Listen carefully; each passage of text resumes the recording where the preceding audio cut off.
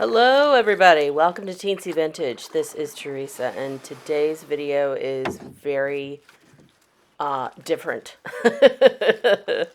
Today we are doing something just completely uh, on impulse. Um, Seriously, I just sat down and I was like, I don't know what I want to do. And then I noticed this little canister of Lindy's Stamp Gang, or Lindy's Gang rather, magical shakers, and this one is a beautiful color, and just was like, let me get a piece of paper and start making stuff.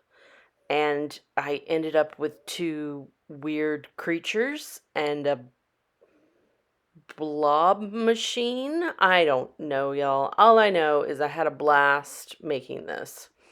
Um, just water and some little tiny color granules, and I'm just using gravity here to kind of pull the color into various shapes.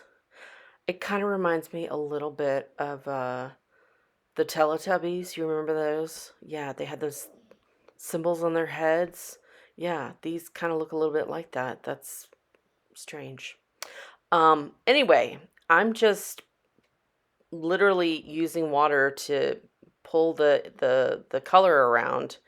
And now I'm going to take out a Starburst spray, also from Lindy's, and just kind of add some of that in particular places. And it's almost impossible to see it here on the video, and I apologize. But basically, I'm just adding more shimmer. These Lindy's products have mica in them, and it's just beautiful. There's a little shimmer. It's very sparkly and just makes me happy. So I'm adding some of that teal on top of this other kind of teal. The names for all the products are in the description. And if you click on any of those, it'll take you over to Amazon. And since I'm an affiliate, I get a teeny tiny little commission if you buy anything. This is completely optional. It's just there if you're interested. Obviously, you can get these fabulous supplies in other places too. And now I'm going in with a little more of that shimmer and just kind of pushing the pigments around, um, and making sure that I'm getting a nice saturated even color. And again, just having more fun, giving that one bug or alien another leg, I guess, or an antenna. I don't really know. I imagine these two creatures are talking to each other, and then this droid thing kind of floated up next to them, and is there in case they need to Google something. I don't know. I seriously don't know where this came from. This just came out of a state of deep play. And I know deep play is an academic term, so forgive me for nerding out on you guys, but it's just this state of letting go of everything else and just going with the flow. Um, and if you haven't tried it, I just say, just start putting stuff down on paper. Who knows what you'll end up making? I think the magical shakers are really cool because, you sprinkle a little bit of the pigmented powder on your page and then spray some water on it and then see where it goes. It's a great fun technique. Now I'm giving an outline to our friends, and I'm using a black Posca pen here, just to give them some definition and solidity. And I end up outlining everything because it's just so ethereal without the lines. And I really like the lines. I feel like it gave it a nice solidity. I'm also going to put in a nice background diagonal here. I don't know, again, just felt right. And now it kind of draws your eye in a particular direction. Yeah, I thought it turned out pretty cool. I've also got a gray Posca pen somewhere. I might be looking for it right now. because I wanted to add that as well. Oh, first we're going to add a beautiful eye. That's what I was doing. I Googled some cartoon eyes because I kind of wanted to get an idea of how to shape that. And I feel like my little eye turned out pretty well. There's my gray Posca pen. I had never used it, so it was brand new and I had to activate the ink. Finally, it came out. So I gave this little creature a gray iris, and I'm making sure that it's dry because I'm going to use the extra fine point white Posca in a minute to add the reflections in the eye. And we're going to do a gray line as well, because why not? It's just keeping with our theme. Here we go. We're going to put a little tiny dot on our eye. And there are going to be some close-up detail photos at the end of the video that you can see all of the intricacies here. And now I'm just outlining everything. It really made this image pop off the paper. I decided to use the gray to outline the blobby thing, the floaty thing, because I wanted to push it into the background, so to speak, like visually push it back. We're not using any of our friend gesso this time. This time I'm just using this nice gray as a subtle outline, because it needed an outline too, to just kind of, maybe make it look like it's floating behind them. It's just a trick of the eye. It's a beautiful gray color. So yeah, I'm adding a little more white paint now that it has dried. And I'm going to continue outlining the creatures in black. And all the little tendrils. Kind of made me think of like a bean sprout. Am I thinking of that? I'm not a gardener.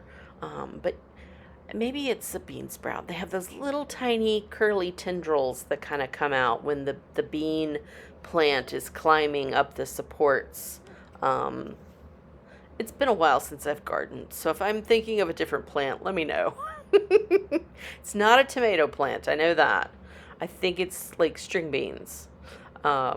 Anyway, we're also going to give an eye to this little wiggly guy over here.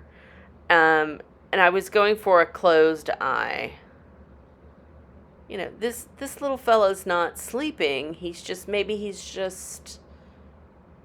blissful. That's kind of how I think of him. If he is a him. Could be a her. I don't know. Anyway, just adding some more details with the Posca pen. And again, just having fun. Now I'm going to take out these gem watercolors. GEM. And I'm adding some gold. And the gold just kind of sits on top of the other colors. It just looks really beautiful. I end up putting a little too much gold on the hovering piece, so I kind of went back over it with some more of the blue to tone it down. But yeah, the gold is really lovely. I had not used this particular watercolor set yet, so that was fun too. And the gold is just lovely. It's so smooth and pretty. I'm using the blue watercolor pan to kind of go in and give a little bit of shadowing, just wherever it might be needed. The underside of our creatures, or something like that. Okay, so I'm pretty happy with this, but I also feel like it needs some color to just kind of get rid of all that white space. It's way too much white space.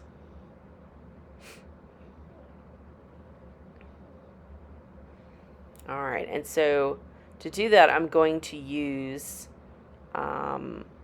the Dilutions Lemon Zest spray, and then I'm also going to use another Lindy's Gang spray, which is pine Oh gosh, I'm going blank on the name. Again, it'll be in the description. Um, Beautiful, like kind of green forest mossy color. Um, and I have covered up my main pieces because obviously I don't want to get spray on them because I want the spray to go in the white spaces. I wasn't too precious with them because I kind of wanted them to blend together and I wanted them to be in different saturations as well. So some of the background here is going to be kind of light, while other parts of the background are very intensely colored. The lemon zest color especially is just so vibrant and beautiful. It's probably my favorite Dilutions color. Um, Sunshine Yellow is pretty good, but lemon zest is it's just such a joyful yellow. I have the paint version as well, and I love it. So, yeah. And now I'm just taking water and adding water to the, ink that is already on the page, and just kind of drawing it out. So some of the spots are going to be very transparent, and other spots will be a little more not opaque because these are inks, but more saturated. And I feel like the two sprays blended together really nicely.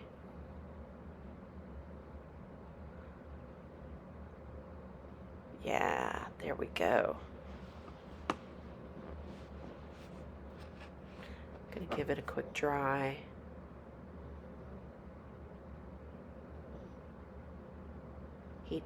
The heat tool saves a lot of time, especially for people like me who are impatient. It's like, dry already. There we go. It's always good to put down some papers too, so you don't get ink spray all over your work space. Okay, that's it.